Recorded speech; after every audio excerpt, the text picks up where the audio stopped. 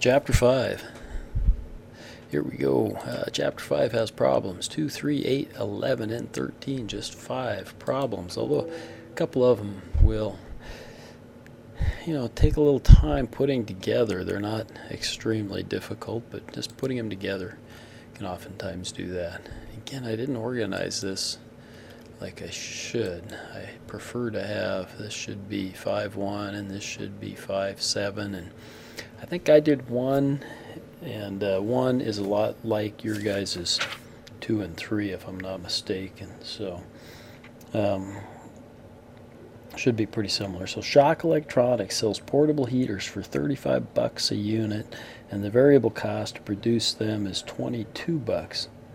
So Mr. Amps estimates the fixed costs are $97,500. Compute the break-even point in units. Okay. Well, let's go here. Let's put our stuff in. First, I kind of put this in, and you certainly don't have to, but I just when the break-even point is equal to the fixed cost divided by the gross profit per unit. So if we go back and we look at the problem, it says our fixed costs were $97,500.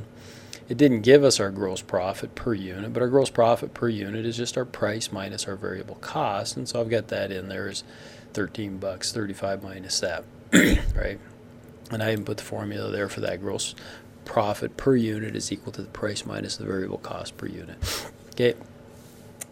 So it asks us to calculate the break-even number of units. Well, all I have to do is look at my formula. Break-even is the fixed cost divided by the gross profit per unit. So my fixed cost is $97.5. Okay. What this means is that I'm making $13 per unit. So how many units do I have to make in order to pay for the $97,500? And it's simply a matter of saying then fixed costs divided by gross profit, 7,500. It goes on to further ask, I think in B, it says fill in the table in dollars to illustrate the break-even point has been achieved. I don't think that you guys need to do that, but I'll just run through it real quick. So my sales, if I had 7,500 units, right, it would be my sales are equal to my 7,500 units times my price. Okay. My fixed costs are given to me. I'll put those in as a negative number. I can just do that by hitting my minus key and then referencing that cell. And then my variable costs are $22 per unit, right? And 7,500 units. So again, I want it to show up as a negative, so I'll hit my minus key, hit my 7,500 times $22. Boom. And then I'm just going to total these. My positive, subtracting those, my fixed costs, my variable costs. I can just hit my sum.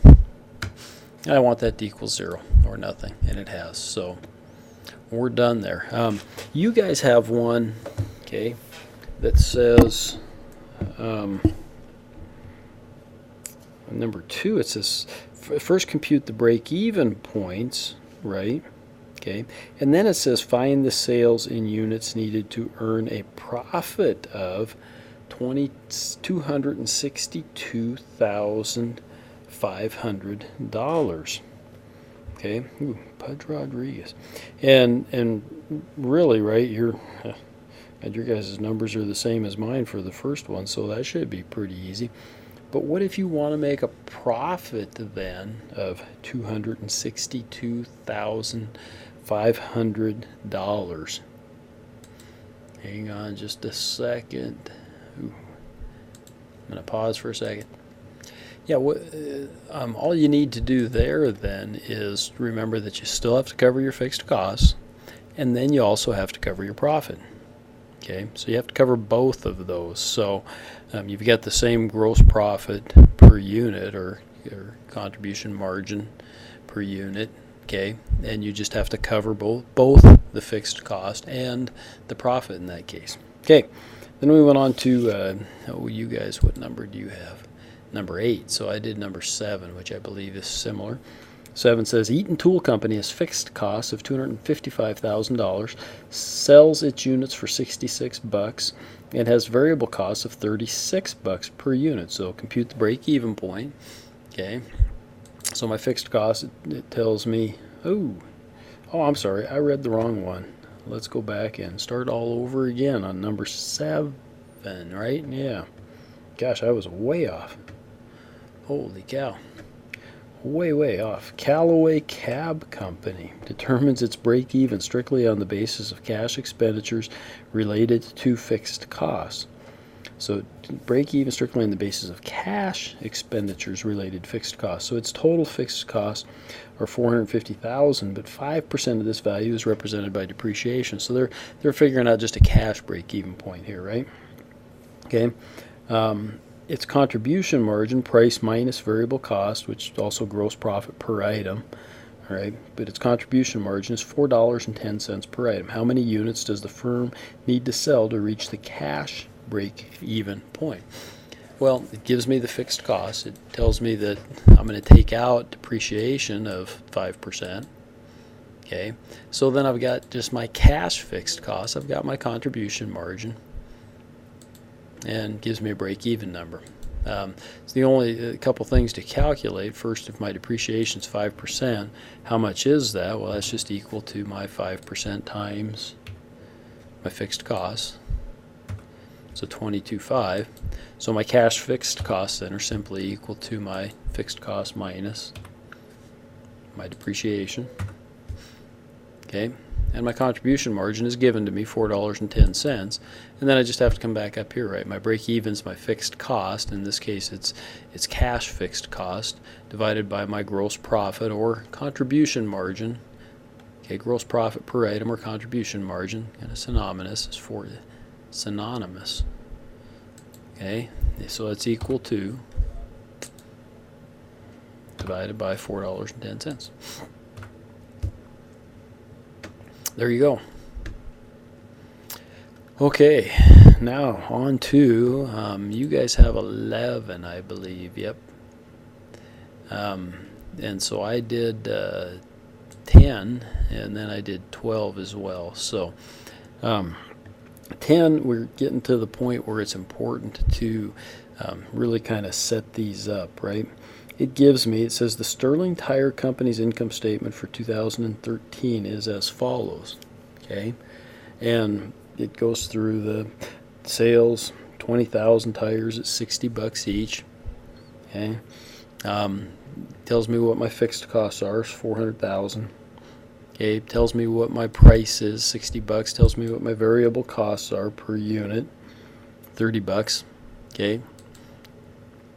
And it also gives me then what my EBIT is, or earnings before interest and taxes, is 200 grand, and my interest is 50,000. Okay, so it gives me all of those things, and then it asks me to solve for the degree of operating leverage, the degree of financial leverage, and the degree of combined leverage. Okay, if you look on page 142 and 143, actually, it gives you what those formulas are. Okay, it gives you what those formulas are. Okay. These would be valuable. I'm going to tell you honestly, a lot of these end up having to do it like with the DuPont analysis and whatnot. I didn't use these a lot in banking. I used the break-even point a lot. Okay, I did the break-even point a lot. We kind of looked at a few other ratios, maybe a little easier to comprehend than we did these. Okay, it's not to say these aren't important, and they would certainly be important as you get analyzing and doing financials on a bigger scale. You know, mostly what I did was worked with small businesses, farms, and ranches. If I got to a bigger scale, these things would certainly become more important. Okay, that said, let's go on. Okay, so my degree of operating leverage, again, if I look at my page 143, and at the very top, it's just my quantity times my price minus my variable cost, divided by my quantity times my price minus my variable cost, so really the same things, minus my fixed cost. Now, it's really important as you put these in, and especially as you enter them in over here, okay, that you put the parentheses in correctly. Okay, so make sure that you're looking at, you know, the formula. Okay, and if you've got a top and a bottom, you know, and it's probably not going to hurt to have too many parentheses generally. You could put each top and bottom in a parentheses, and that would make more sense. Okay, kind of depends on the formula and whether you're adding, subtracting, or multiplying and dividing, but you can usually be kind of safe doing that. So, you know, if you were doing this too, you could break some things out. My quantity is 20,000 times my price minus my variable cost. So my price minus my variable cost is 60 minus 30, so it's 30, right? So I know, I mean, if I wanted to do just the top part, it's 600,000 because it's 20,000 times 30. Okay, and that's probably what I have here. And then this first part of the bottom is the same as the top. So it too would be 600,000 minus my fixed cost, or 400,000. Okay, so you can break it down is what I'm doing. Now I put the whole formula in here. Okay, and if you want to break it down and show me, you know, all of those little formulas that you have, okay, that's just fine. I don't have any problems with that. See, this is my quantity, my 20,000 times my price minus my variable cost, right? This, and again, you got to make sure that you use your parentheses correctly. Price minus variable cost, and put in another parentheses. Okay, 600,000. This is just then equal to this, because that's the same thing, minus my fixed cost. So there you go. So I have 600,000 divided by 200,000 is going to be 3. Now, again, I can put in the whole thing, parentheses, my quantity times my price minus my variable cost, okay, divided by parentheses, that same thing again, right? Quantity times, oops, I think I have to put a multiplication thing in there. I don't think it lets me get away with not doing that. Sorry about that. Times my price minus my variable cost, parentheses, minus my fixed cost, parentheses. Should be equal to 3. There you go. Okay. Next one's a little bit easier. My degree of financial leverage is my earnings before interest and taxes divided by my earnings before interest and taxes minus my, that's not 1, that's an interest. So minus my interest. So I got EBIT divided by EBIT minus my interest. So it's just simply equal to EBIT. This time I only need this parentheses here, divided by my EBIT minus my interest. So 200,000 minus 150,000 gives me 1.33. Okay.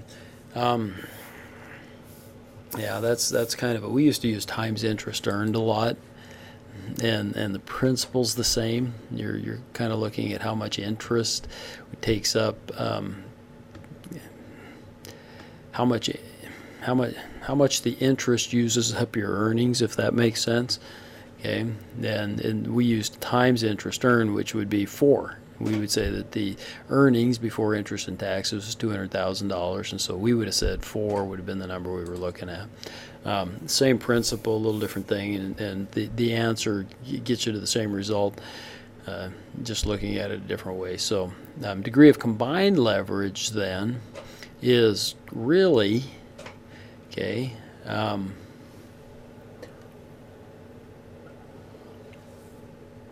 this times this. Okay, that's the simple way.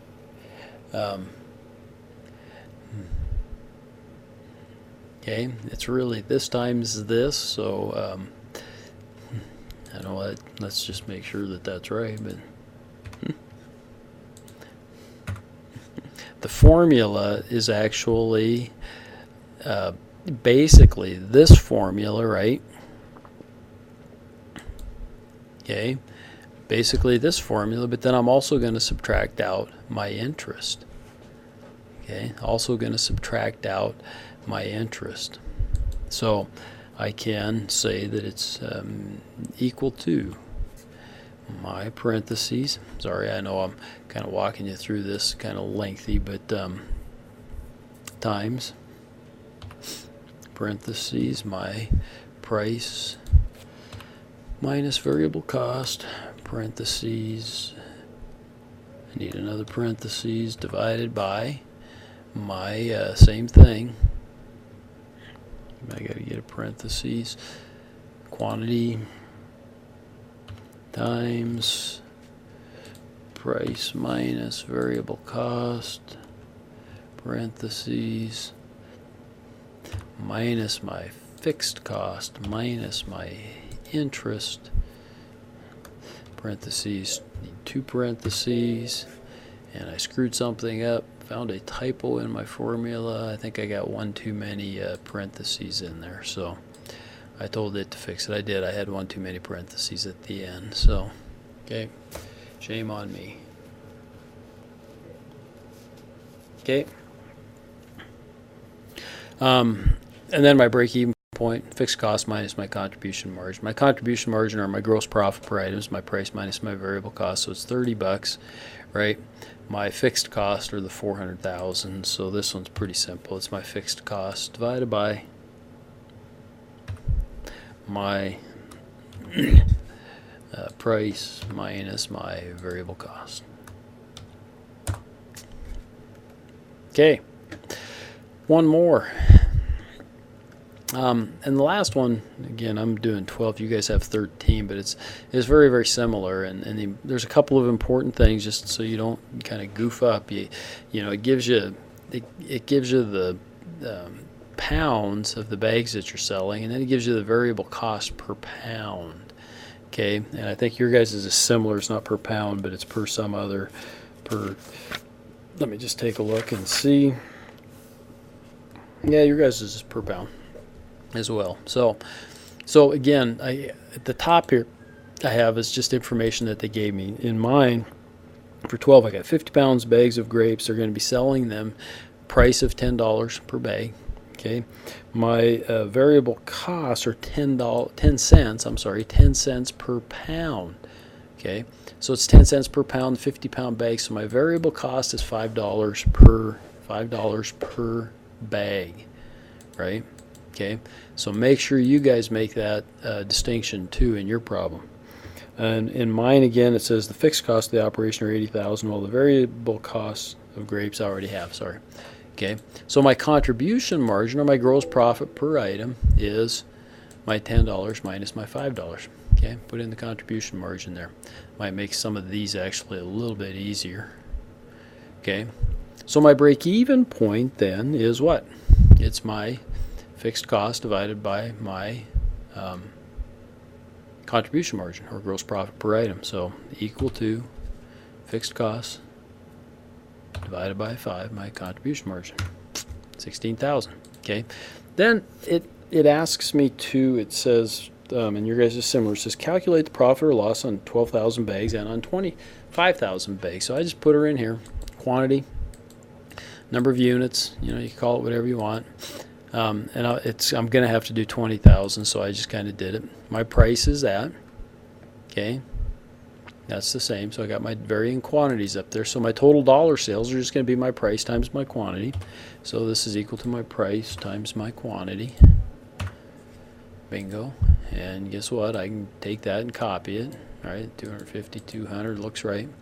My variable costs then are what, $5 per bag.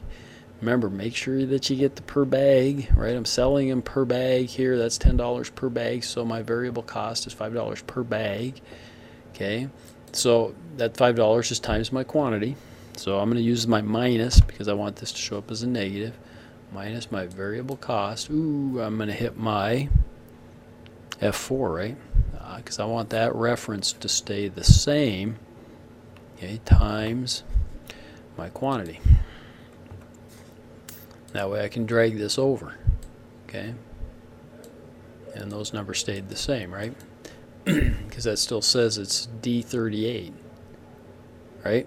If I didn't do that, if I just said this was equal to this times this, I'd get the right answer here, but those would become zeros, right?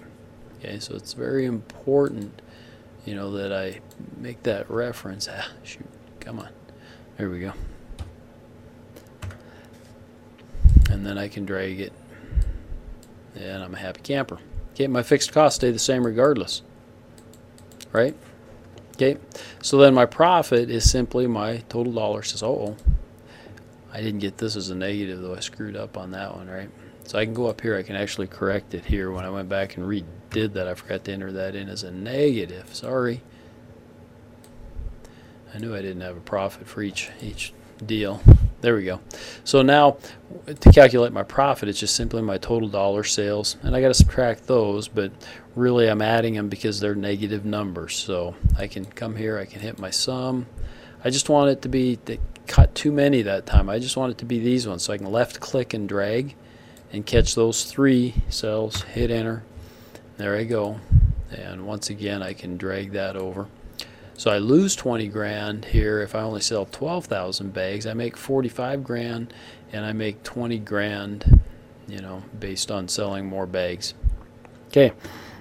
Then on mine it says, what's the degree of operating leverage at 20,000 bags and at 25,000 bags? Why does the degree of operating level change as the quantity sold? Ooh, you guys have that too, yeah. Why does the degree of operating leverage change as the quantity? You might have to go back and look that one up, actually. That should be in the book. Okay, but my operating leverage is my quantity, right, times my price minus my variable cost, which is my contribution margin. So I can take my, actually I can take my, I'm going to do this the simple way, right? Take my equals, get 20,000 times my price minus my variable cost, which is my contribution margin, okay, divided by the same thing, okay, my quantity. Now I'm going to need a parenthesis here. My 20,000 times my contribution margin,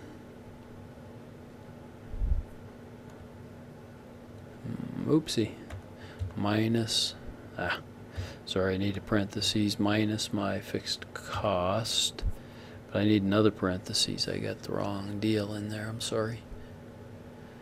Minus my fixed cost up there. I don't want to put the negative fixed cost in there, I'd be goofed up, but I do think I need another parentheses. Sorry about that.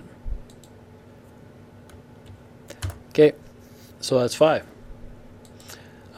You know what? I can, if I make the one reference to my contribution margin, if I make that with dollar signs, by doing that, I should be able to just drag this over.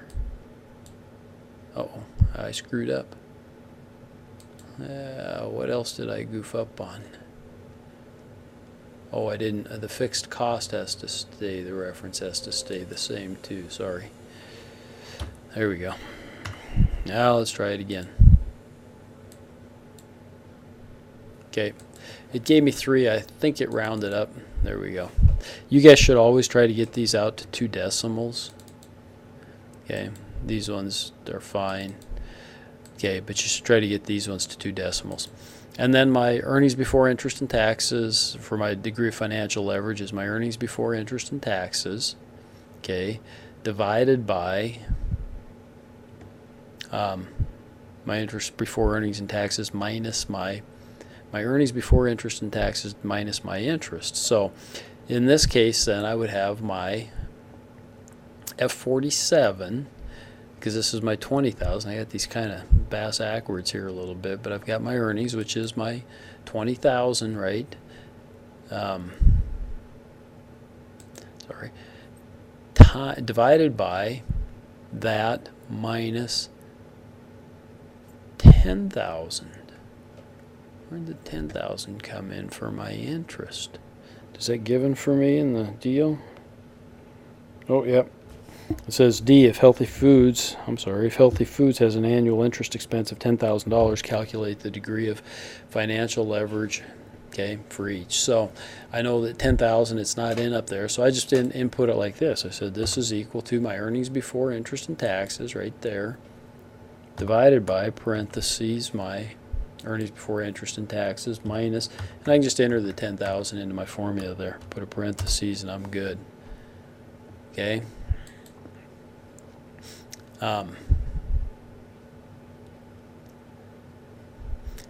I can't quite, I'm going to have to put the whole thing in here again. So this is equal to my earnings before interest and taxes divided by my earnings before interest and taxes minus my $10,000. Should have her. There we go. Okay. My degree of combined leverage, when I say the easy way is to take it times my degree of financial leverage times my degree of operating leverage, and it looks like that works out. So you can put in the long formula there if you want, but you could also say that it's equal to this times this. Okay. Okay. That should be it. Your guys' should be pretty similar, and so you shouldn't have too many problems with those, I think. Again, take your time and set them up properly. It makes your work a lot easier as you go along. So thanks, and we'll talk to you next week on these problems.